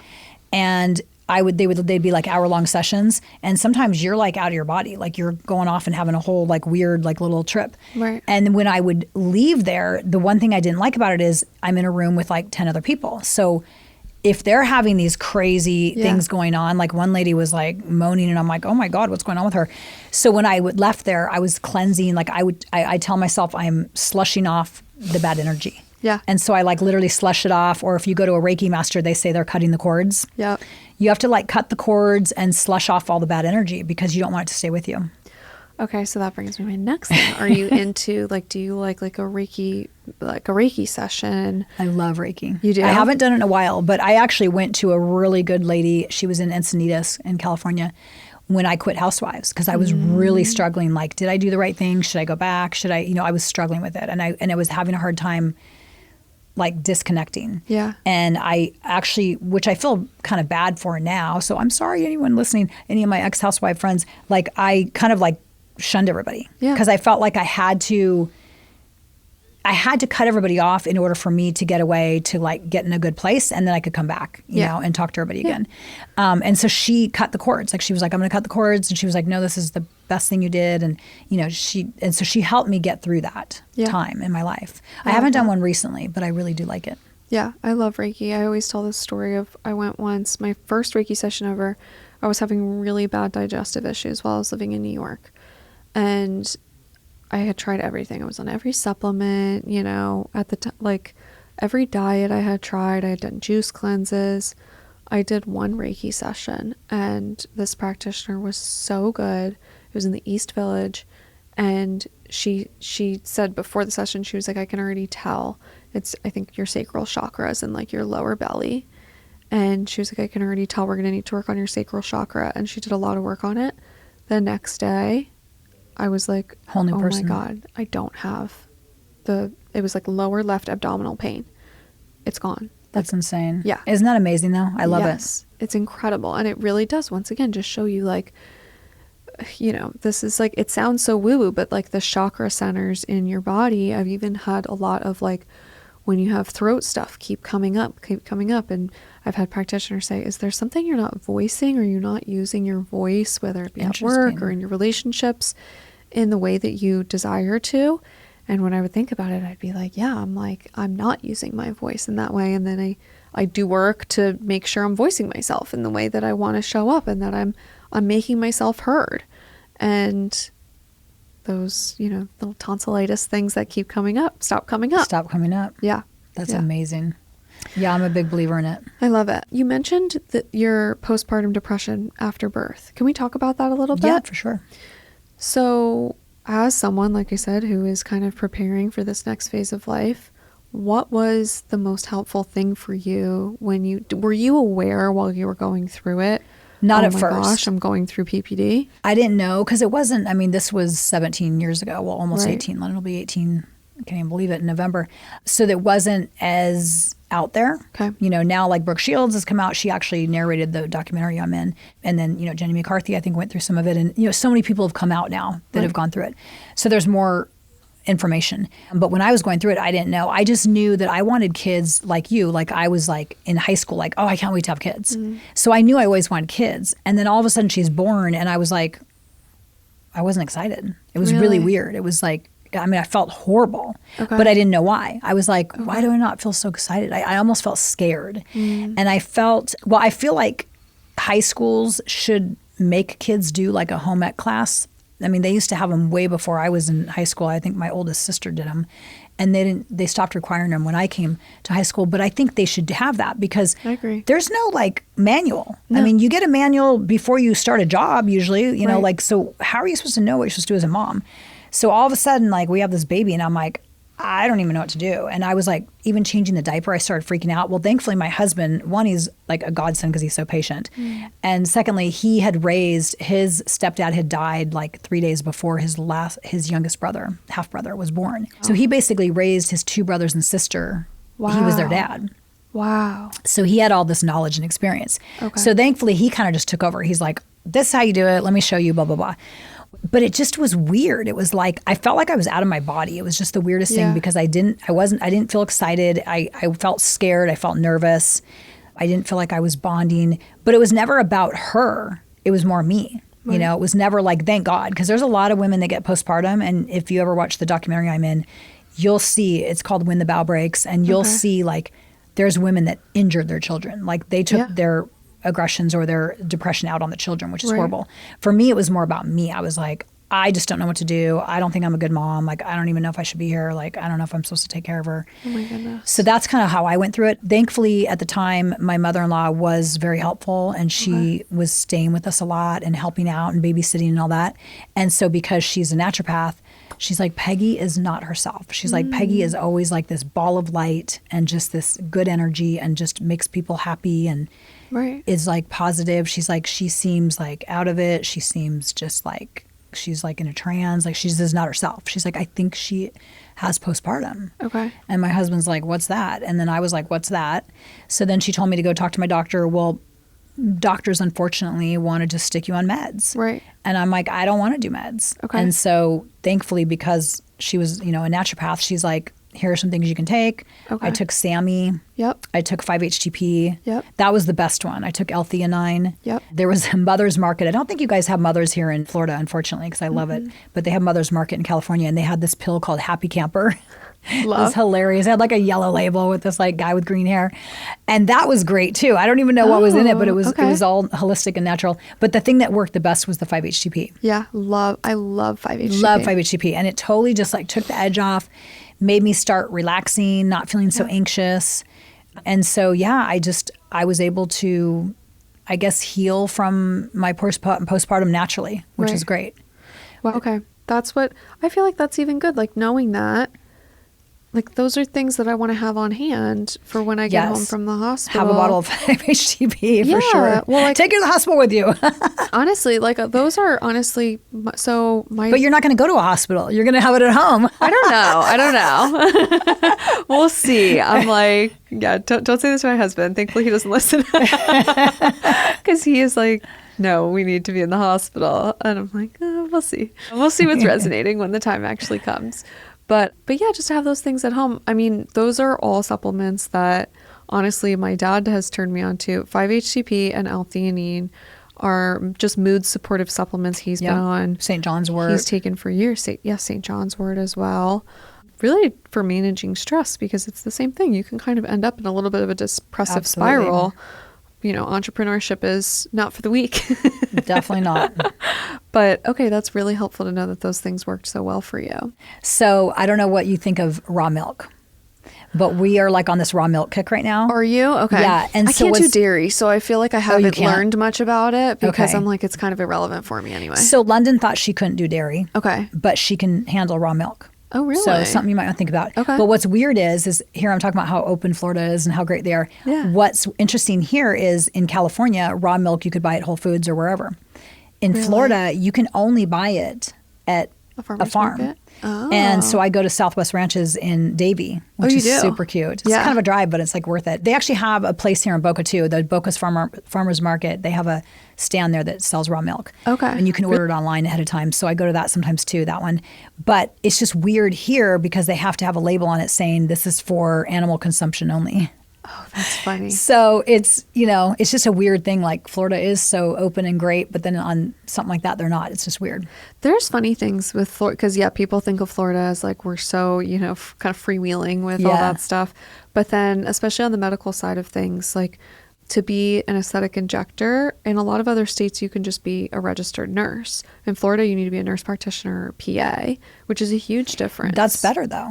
It's better for the clients, right? Absolutely. But for medical practitioners, I know a lot of nurses who are injectors and they live in Colorado or New Jersey, and they're like, I literally can't practice if I move to Florida. It's like such a big difference. But then aren't they a lot more lenient on other things? Because I feel like when it comes to lasers and stuff, that they don't have to have as much of like as many hours or something. And that kind of freaked me out because California, I'm like, at least, the nurse practitioner, or if it was just an esthetician was doing the laser, they had to have like a lot of hours. Whereas here, I feel like it's less hours. I think you're right with esthetician. Mm-hmm. Yes.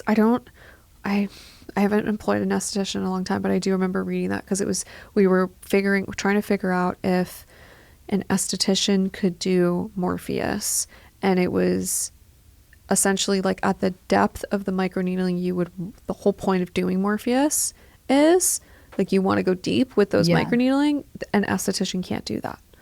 So I had to have a PA do it. That's here in Florida? Yeah. Oh, okay. Yeah. Okay. But some microneedling they can do. I think you're right. And I think with medical assistants, it's also a little bit more lenient as long as the I know some of it's here. more lenient because I was like shocked. I'm like, okay, maybe it's safer to do that stuff in California because it's harder for the esthetician or the nurse to, they have to have more hours, which I felt better about. Yeah. And then there's something with naturopaths as well. Like naturopaths have very little rights in Florida. But if you go to like Utah, a naturopath can essentially perform surgery on you. Wow. Just funny things in the different states. Yeah. Okay. So did your daughters ever go through a phase where they rebelled any of the health stuff? Not really. They're homeschooled too. So I think that's they are. That's different. I feel like my husband and I were talking about the other day. He goes, I feel like we're raising like an Amish family, which is kind of cool because we were forced to homeschool in California. And that was part of why we moved because of some of the shots and stuff, the requirements. And so we were like, nope, we're not doing that. So we'll just homeschool. And then we moved to Texas, which is very free. And they went to school there. They did. Just for 1 year. Okay. And then we moved here. And then when we got here, we moved here like 10 days before the school started. And I didn't realize that you have to pretty much do private school, most of the areas here. Yeah. And it was too late for us to apply to any of the public, private schools. So they were forced to like do virtual again. Okay. But now they love it. So they're just staying in it. Okay. So I feel like I'm really lucky because my kids are like, they're so unusual for their age. They're not the normal teens. Sure. Like they don't care about going out and partying. They don't care about drinking. They're just really good girls and they're very ahead of their time. I mean, both of them are so smart and, doing these things that, like I said, I wouldn't even think about when I was their age. Yeah. And learning, all the stuff with the diets and the this and that. So they've never, and plus we've always raised them really healthy. So I think maybe when they were little, they might have rebelled. Like we didn't let them ever have a soda. We never had anything in our house other than water. And maybe we'd have like 100% natural apple juice or something. Right. So I think maybe one time they went to a birthday party and they're like, well, I want to try, a soda or something. And we're like, fine, if you want to like have a sip, it's like gross. You're not even gonna like it. And sure enough, they didn't like it. But other than that, they've never really been the rebellious type. Okay. Because we're pretty open too. Yeah. I was going to say, I think that speaks to your approach with things as well as when, it feels like there's, when it feels like there's something to rebel against, like they're really doing something wrong, I feel like that's when kids rebel. Well, and especially also I think with the drinking thing, like, we're European, my husband's Italian and Greek. So when we have dinner, we have dinner every night together as a family. And he's always cooking. Thank God he took over the cooking. And oh, good for you. I wasn't much of a cook, so he took it over. And now both the girls cook. And so I just get to sit there and have fun and while they cook. But, we'll have some wine. And so we tell them, like, do you guys want to try it? They're like, yeah, we'll try it. And so they know if they want to have half a glass of wine or something, they're in our house. Like they can have a half a glass of wine. Right. It's in Europe, they start kids have wine with dinner at 5 years old in Europe. So I think I was raised that way as well. And I think because of that, I never cared about going out and drinking. Like I remember being in high school and all my friends were like, oh, we got to go out, let's try and get someone to buy alcohol for us. I'm like, why? Like, who cares? Maybe because I was able to try it at home. Right. And so I feel like my kids are like that too. They know they can try it if they want. So they don't feel the need to like go behind our back or go try and do anything. Right, right. That's so great. I feel like if you're more, you don't want to be too lenient, but if you're just kind of easygoing about stuff, then it tends to work a little better. Yeah. Did you ever like struggle with being a working mom and finding that balance, or not really? Not really. So when I got pregnant, I told my husband I wanted to be a stay-at-home mom. So really? I pretty much stopped working. Okay. And at the time, I was mainly doing, like a lot of commercials and hosting and that kind of stuff. And some of the technology shows, I would get hired as a speaker to go to technology shows. So I pretty much quit when I started having the kids, but then I got bored. Like not bored. I don't think I realized my personality. It was hard to be just a stay-at-home mom. And I don't mean that in a negative way, because just a stay-at-home mom is an amazing thing. And it's a tough job. It's tougher than any other job out there. But for my personality, I just felt like I was missing something. Yeah. So after I had Capri, so I was pretty much just a stay-at-home mom. And then when I had Capri, that's when I was like, God, I'd kind of like to get back in the business. And that's when Housewives approached us. And my husband was like, because he's not like a TV guy. He could care less about all that. Okay. So he was like, it's not my thing at all, but maybe you should do it, because then it would kind of get you back into your business and it could open doors and it might lead you into that kind of, stuff again. Okay. And so he actually pushed me to do it, because I thought he would be like so against it. Yeah. And I was kind of against it, even like, oh, reality, it's just, Because what year was it? It was season 6 and 7 that I was on, which was, I think, like 2011. So, it's been a while. Okay. Yeah, because I was going to say, I feel like reality TV nowadays is like so it's ridiculous. Not so common, it's taken over. It's pop culture. It's pop culture, and it's very like Normal. Whereas I feel like in 2011 it was a little bit looked down upon. It was. So I actually got, funny story, I got asked season 2 of Housewives. I was filming a commercial for Allergan actually, which is funny, for Botox. And I'm filming a commercial for Botox at the St. Regis in Dana Point. And one of the guys on the crew, he overheard me talking about, I think I'd either just gotten engaged or just got married. And I'm telling the makeup artist, because we were friends, and I'm telling her like funny stories. And he's like, hey, I overheard you. And, I'm working on this new reality show. Like, you'd be so perfect for it. And I was like, oh God, I would never do reality. Because this was only like season 2. And at the time, like reality had just come out. I mean, pretty much like Housewives pretty much started it. Right. And so I was like, God, no. And then fast forward like 6 years or 5 years, and they came back, around and were like, hey, we want you to do it. And at that point, it was just starting to get popular. Okay. But what's crazy is it still wasn't like it is now. But what's crazy is I didn't think that people were that into it, or I didn't think it was, that big of a deal. Really? I remember my husband and I flew to New York. I was going to be on Watch What Happens Live with Andy Cohen. Mm-hmm. We were in Central Park. I had a baseball hat on and sunglasses, and my husband's wearing a baseball hat. People are like running after us. Really? Peggy, Micah, oh my God, we love you guys. Can we take a picture with you? And it was the weirdest thing. It was like crazy. Like, and I don't know if it's still like that with, I still get recognized here and there, but not as much here in Florida. I did a lot in Texas. Okay. And people were always very sweet about it. But it was just weird. Like, I never realized how big reality TV had gotten. And this was only in 2011. Like, it wasn't even like how it is now. So it was just a weird thing. Like, I just took it as like a joke almost. Yeah. And then when I'm on it, I'm like, oh my God, like anywhere we went, we couldn't get away from, I'd be walking around like Fashion Island with my kids, and people like are following us to our car. And it was just weird. Wow. It was weird. Okay. Well, an unexpected, I feel like that's a positive thing, especially for your career. It can right? be. Yeah. I mean, my husband didn't like it. He was like, oh, I don't want people following us, and I don't want people seeing our car, like getting in our car. Like, what if they follow you home? Like, it was, there were some negatives, but it was all like everybody was nice about it. Right. It was just weird how popular it became. And did it affect his career at all, or no? No, he had a software company, and he had kind of closed it anyways, like right after filming. So it didn't really affect. Yeah. Because I feel like that's happened with a couple of husbands where it can have a negative impact, if anything. Well, and the wives too. And I feel like that's why it was kind of good that I left, because you could get, especially since I stayed in the industry, if I go after hosting jobs, a lot of times people may not even know who I am unless they Google me. Okay. Whereas if I had stayed on for 5-10 years, then you're the housewife. That's all you are. Right. And so you can't get away from it. Right. Okay. All right. Before we wrap up, I just wanted to do a quick rapid fire, if you're okay with that. Okay. Let's do it. Okay. If we opened your bag right now, what wellness or beauty item would we find? Probably a lip gloss, because I'm obsessed with lip gloss. Okay. I love a good lip gloss, do you want me to get my bag? Okay. Sure. So I just discovered... Do you have a good clean one? Yes. So that's what I was going to tell you is I've discovered... Okay, so I have a hand sanitizer by Honest Beauty. Love Honest. Love Honest Beauty. So this is free and clear, and I think it has no, it does have alcohol, but it doesn't, it's fragrance free. Everything I use is fragrance free. Okay. And unscented. There's a big difference. So you don't want fragrance or a scent. Okay. Because a lot of times people will say, well, it's fragrance free. Well, you can still have a scent. Okay. And then I have this lip gloss that I just got, and this is a company, Prime Prometics. Have you heard of them? No. So I discovered them, I think it was on Facebook. Somebody was putting on their mascara, and I was like, oh my God, that lady's like eyelashes went from like basic to like insane.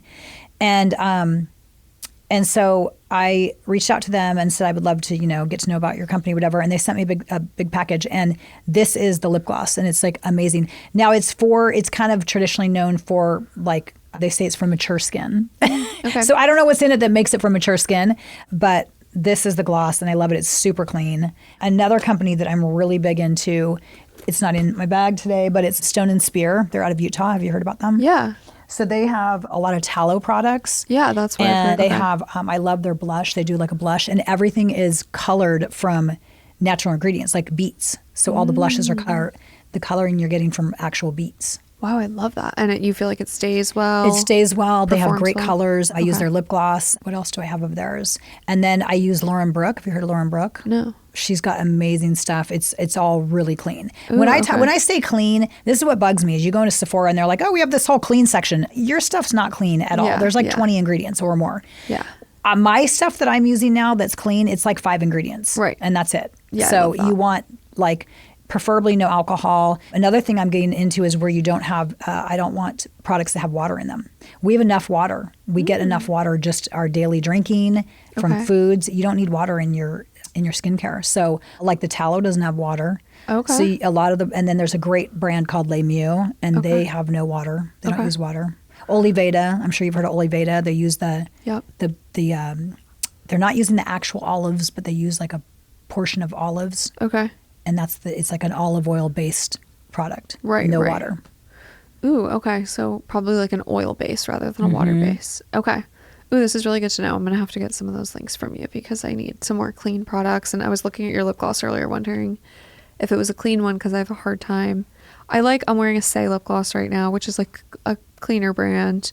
But especially when podcasting, you need one that will last. Yes. Because sometimes like a coconut I feel like oil, mine's gone now. I don't know. No, it looks good. It looks good. But sometimes, like I've used like a coconut oil balm and it's gone in like 10 minutes. Yeah.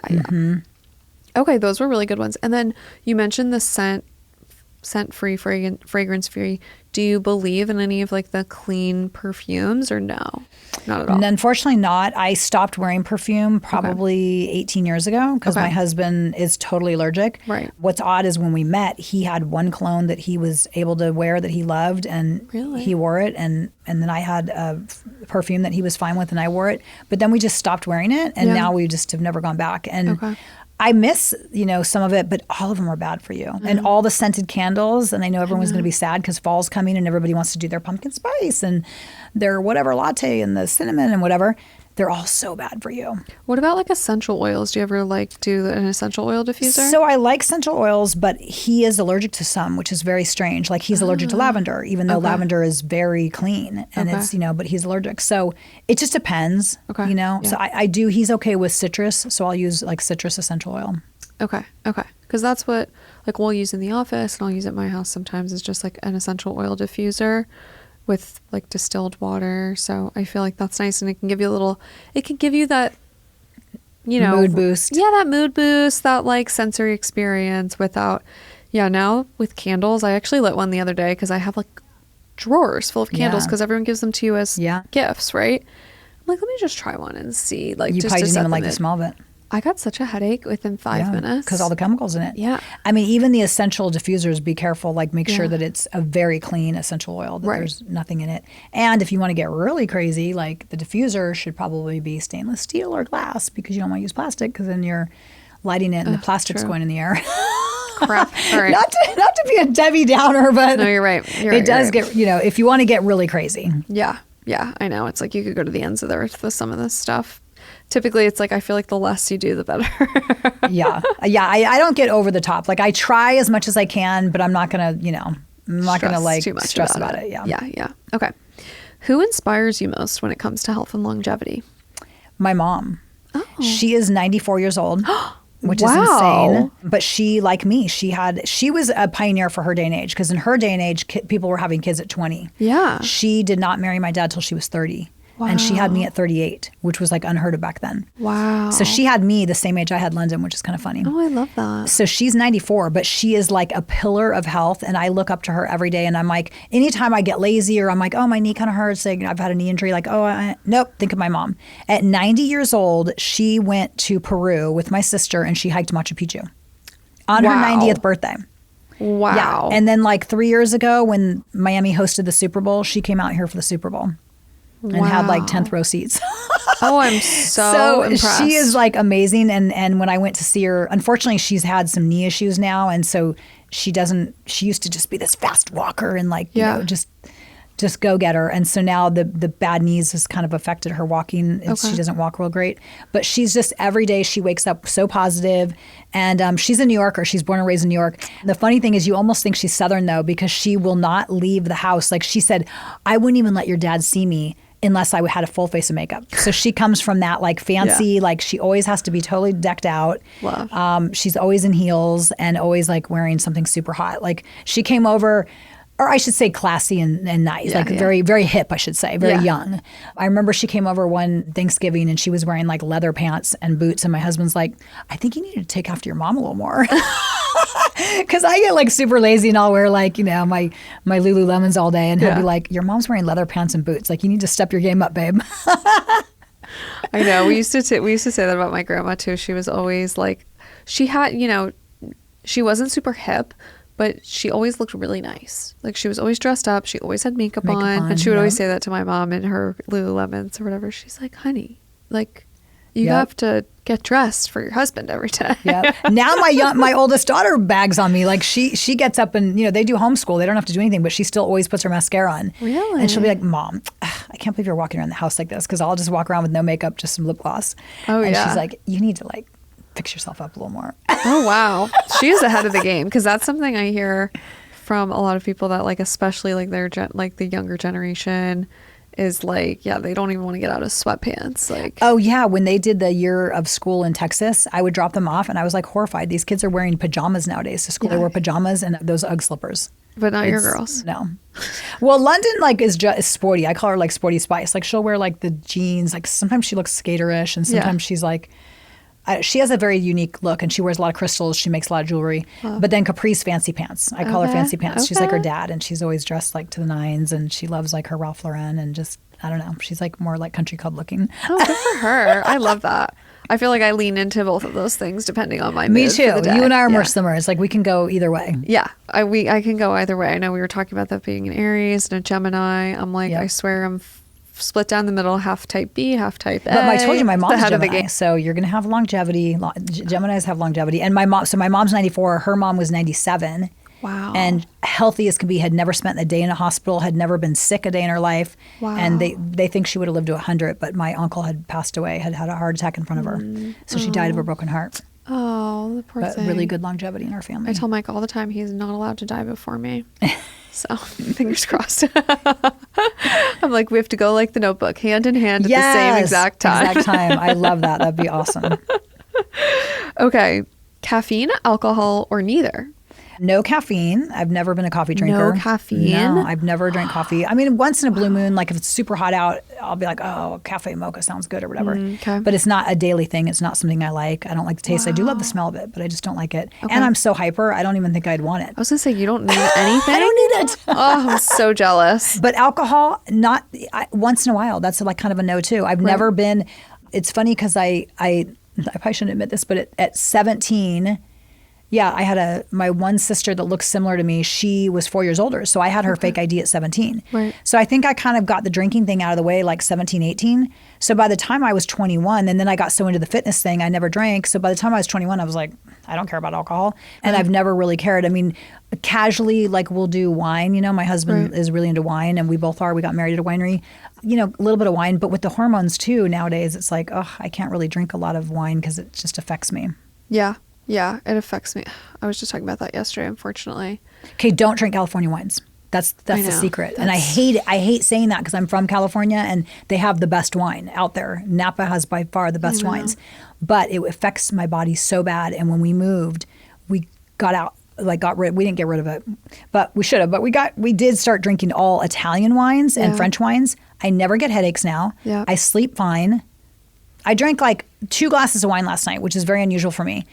And I was fine this morning. Really? No headache, no lack of sleep, nothing. Yeah. I almost always choose a French wine if I can. That's good. Yeah. We love a Bordeaux.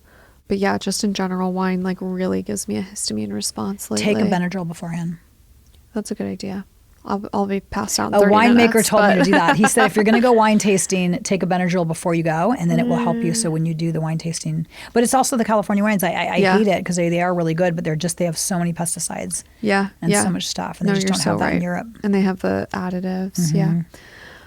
Botox or facials? We kind of covered this. Are you a facial girl? I used to be religious every month. Had to have one every month. Okay. Now I don't feel like. I mean. Really, it's someone cleaning your skin. I kind of do that on my own, and I pick at my own stuff, which I probably shouldn't, but I do. I feel the same way. So I don't feel like they're really that necessary. I do like a hydrofacial. Yeah. Because it really does get in there and clean, and it does, but I don't think you need one like every month. I know. I feel the same way. If you have the right skincare routine, like you shouldn't need a facial every month. but maybe I'm just not. And Botox I'm trying to get rid of. But I think I'm going in. I actually have an appointment tomorrow. If I'm really being honest, I made an appointment for tomorrow, but I do Dysport. I like Dysport better. I was going to ask, do you do name brand Botox? I've been doing Daxify because it lasts the longest. I haven't tried yet, but like I've heard it lasts longer. Yeah. I tried Xenamin, didn't do anything. Yeah. Botox I started to get immune to. Yeah. So I tend to like Dysport. Yeah. I liked Dysport before. Now I like the Daxify. So I think I'll probably, listen, if I wasn't still doing TV stuff, I probably would. I mean, because I feel like I look pretty decent. I'd probably just try and quit altogether. But because I'm still doing TV stuff and I have a lot of stuff coming up, I was like, you know what? It's been 10 months. I'm just going to go tomorrow and get like a little bit here and a little bit here, but I'm not going to do anywhere else. Yeah. Because I started doing my neck. I don't want to do that. My intuition's like, don't do it. Yeah. So I'm just going to do a little, and then that's it. Like maybe once a year, maybe twice a year at the most. Okay. Strength training or Pilates? Both. Both. Okay. You mix both. So I love Pilates. I started doing it when I was pregnant. It's amazing while you're pregnant, just so you know. Pilates? Yeah. I mean, you have to take it more easy, but it's amazing. Yeah. Love Pilates, but I started doing strength training as well because I have bone loss. Mm-hmm. And so you have to be really careful with bone loss, and you have to do, I thought the last 10 years, I'm like, oh, it's all about doing my walks and my hikes and just getting my cardio in. No, you got to do, because I used to do strength training all the time, and then I completely quit and wanted to just do the walks to keep me lean. Okay. And now I'm incorporating back the strength training because I need it for my bones. Yeah. And we're going to talk to Dr. Preet about other stuff you can do here for that as well, because there's plenty. Which is awesome. Favorite wellness gadget you can't live without? How's the vibration plate? Last time I saw you had just gotten it. Yeah. Yeah? I'm obsessed with the vibration plate. It's helped my knees. It helps lymphatic drainage. I was going to say, I think I want it for lymphatic drainage. So, but I don't know. Do you follow Dr. Burka? Gary Burka or Brecka? Brecka, yeah. I was saying it wrong. Sorry, Gary Brecka. He yesterday talked about an interesting thing because my husband was like, hey, and he's very intuitive. He's like, my intuition's telling me like maybe the vibe plate every day for your knees isn't that great because it's moving them so much. He goes, maybe sit on it instead. Okay. Then yesterday, Dr. Brecka was saying that he was kind of saying the same thing, that some of the vibration plates can like be too much movement, like sloshing everything around. Okay. So he said to get one with a magnet in it. Okay. Because then it's doing more of the vibration just up and down. Okay. So I may have to get a new one. Okay. But I still believe it's great. I think, I've been sitting on it now this week instead of standing. Okay. Yeah, I have to look into, because everyone's like, oh, just get one on Amazon. I'm like, no, if I get one, I want to like make sure do the research and make sure it's the right thing. Yeah. Okay. But it does make sense. And I have the rebounder. That works great. I love that too. I'm kind of like lazy about it. Like I just don't love doing it, so I don't do it as often as I want to. And I feel Put it in the living room when you're watching TV. I know. It's just the only time I watch TV is at like the end of the night when I'm like dead. Yeah. I have my walking pad at my desk. I have one at my desk at home and one at my office here. So I get my movement in while I'm like at the computer. That's good. But yeah, lately I'm just so busy like that by the time I actually sit down to watch TV. That's the last thing you want to do is go jump. Yeah, like I'm just like, it's 9 p.m. I need to like decompress and go to sleep as quickly as I can. Maybe you just need to do it while you're doing the podcast. That'll be. I'll come on again, and we'll both be on rebounders for the podcast. The whole podcast will be like, hey, we're up, we're jumping up, we're good. I love that. Whose heart rate is higher? Let's make a competition out of it. I'm obsessed. It's like how Gary Brecka does his podcast in the H-Bot now. Yes, I'm like, we'll do rebounded podcast. Funny. Oh my God, that would be hilarious. We should do that. Yeah. I love it. Sometimes I'll do IVs. Next time you're on, we'll definitely do IVs because we'll get you on your full osteoporosis protocol. Okay. Do you have a guilty pleasure? Chocolate. Chocolate? I love chocolate. Are you a dark chocolate girl? Dark chocolate. Yeah. And I've forced myself to be dark chocolate because I think when I was younger, I liked milk, and now I'm all about the dark chocolate. Yeah. I love a dark chocolate. But I'll do like a few little nuggets. That's all you need. Like a few little nuggets, and then I'll put them with like frozen blueberries. It's perfect. Yeah. I've been doing, do you ever do like the stuffed dates? Oh, those are really good too. Yeah. I'll put like a little bit of peanut butter with some dark chocolate chips and dates and a little bit of sea salt. Oh, it's such a good little treat. A longevity hack you swear by? Probably everything that that I've been talking about, like the vibe plate, the red light therapy, I think hyperbaric chamber, and then just living a positive life, being positive and being kind. And I like your gratitude tip. I think that is like the best hack for longevity. It's like, yes, you can do all these fancy tools and everything, but it's really training yourself to have the right mindset. And food. Yes. I mean, if you think about the ancients, yes. way back in the, way before we were ever thought of, we're talking like 1600s, 1500s, way back. That's all they had was food. Right. And they didn't have any of the issues we have. Right. So it's getting back to eating whole foods. Yeah. Eating whole foods, organic as much as you can.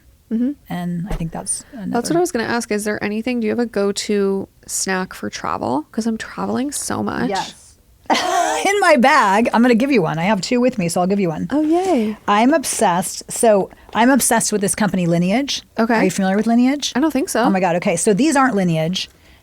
Bad on me because I ran out of my Lineage and I just grabbed these at Whole Foods. But these are mini beef sticks. It's 100% grass-fed beef, 0 sugar, 4 grams of protein. So I just so that one's for you. Thank you. I literally, on my trip to Orange County, I had the long ones too. I bought a whole bag of long ones. I bought these mini ones. And London and I were just chomping on our grass-fed beef sticks. Like people are looking at us. That's all we ate. Like, because I won't eat stuff on the airplane. Yeah. And we just ate our beef sticks. And then I went and got some raw, unsalted cashews. Yeah. And I got some organic raisins. Yeah. And that was like... Okay. That's a good idea. Those are my snacks for travel. Yeah. I usually do, just like in the airport, you can typically find just like pistachios with just like they're roasted with sea salt and that's it. Yep. But be sure there's no oil in those. So a lot of those they'll put oil. Yeah. No, I try to find them. And then I found at Whole Foods also recently, and I forget the name of them, but they're fruit, like kind of like fruit sticks. Okay. But all it is the fruit. So no sugar, no preservatives, no natural flavors. All it is just the fruit. It was like mango, pineapple, and they somehow, I don't know if they heated, I don't know how they did it, but they made it into a bar. Love it. I think we actually have those in the office, as little snacks. Yeah. Okay. My last one is, what is one thing that people would be surprised to know about you? Well, something that surprises people, this isn't something to know about me, but something that surprises people a lot is people always say, I'm nice, which thank you. I mean, but they just say like, oh, you're so down to earth. I wouldn't have expected that. Like maybe, and I don't know why, I'm kind of like, well, that's kind of rude. Like, but maybe because the housewife thing, and then, they'll see like, oh, the hair and the blonde hair. And I don't know, maybe they just assume I'm going to be like this, like not so friendly or like high maintenance, and I'm not at all. And, probably because I grew up in Utah part of my life, just riding horses bareback and driving trucks and whatever. So that kept me very grounded. But something they'd probably be surprised to know. Well, I had to learn how to drive. My dad made me learn how to drive a stick shift. Really? So a lot of people don't know how to drive stick shift. And I was forced to learn. He was like, I want to make sure you know. And so I had to learn, and then he made me change a tire. He was like, I'm going to make you learn how to change a tire. Not like I would ever use it. I mean, we all just call AAA. Well, actually, you guys don't have AAA in Florida. It drives me crazy. We don't? No. But there's other things. There's like Haggerty, I think it's called. I don't know. My husband's looking at other options because I'm like, I'm not about to change my own tire if God forbid one goes out. But so I had to, so I think people would be surprised to know. And they'd probably be surprised that I'm kind of part country girl, like. Yeah, I was surprised to hear that. Yeah, like I'm more the New Yorker, like my mom, but then I totally have this countryside because I grew up, we have a ranch in Utah. We still have it. And cool. So we'd spend our summers there. I love that. Yeah. And I know what people are saying. You have very grounded energy. Thank you. Which I think you don't expect from, someone in the industry like you're in, Yeah. But I think it's because you're so intentional about your energy and what you're putting in your body. It makes a lot of sense. So thank you. Thank you so much for being here today. Where can people find you? They can find me on Instagram at OC Peggy Tanous. Okay. Or I'm on Facebook, Peggy Tanous. And that's it. I mean, if you go to Instagram, my email's on there. So that's mainly where you'll find me. I had so much fun. I had so much fun. We could talk for another 10 hours. We really could. I know we went way over time. I hope it's okay for you. But I love having you. So we'll definitely have you back. We can dive into more of the details. After you do your osteoporosis protocol, we'll check in on how it's going. Thank you. Okay. Have a good one. You too. Bye. Thanks. We have a ranch in Utah. We still have it. This podcast was brought to you by Pureform, a comprehensive wellness center in Boca Raton, Florida. And I know what people are saying. You have very grounded energy. Or you can find us on Instagram at Pureform Health. Someone Feel free in to the industry like you're in, questions, and note that but I you think can it's because you're with so our providers for intentional consultations about your over Zoom and what you're putting from in everything your body. from stem cell therapy to hormone replacement therapy. Thank you so much for being here today. Where can people find you? That's it for this episode of the Healthspan Collective. At OC we hope you found it Tanous, insightful and inspiring. Facebook, Don't forget to follow us wherever you And if you go to Instagram, my email's on there. So yeah. And if you enjoyed today's conversation, I had so much fun. I had so much fun. We could talk for another 10 hours. We really could. I know we went way over time. I hope it's okay for you. But yeah, no, I love having you. So we'll definitely have you back. We can dive into more of the details after you do your osteoporosis protocol. We'll check in on how it's going. Thank you. Okay, letting us know what you'd like us to cover next. Wellness Center in Boca Raton, Florida. The website is pureformhealth.com, or you can find us on Instagram at pureformhealth. Feel free to message us with any questions, and note that you can connect with our providers for consultations over Zoom, from everything from stem cell therapy to hormone replacement therapy and peptide therapy. That's it for this episode of the Healthspan Collective. We hope you found it insightful and inspiring. Don't forget to follow us wherever you listen to podcasts so you never miss an episode. And if you enjoyed today's conversation, we'd love for you to rate, review, subscribe, and send it to a friend. We'd also love to connect with you on Instagram. Follow the podcast at Healthspan Collective and me at Nicole J. Doran. And leave us a comment on our latest post, letting us know what you'd like us to cover next.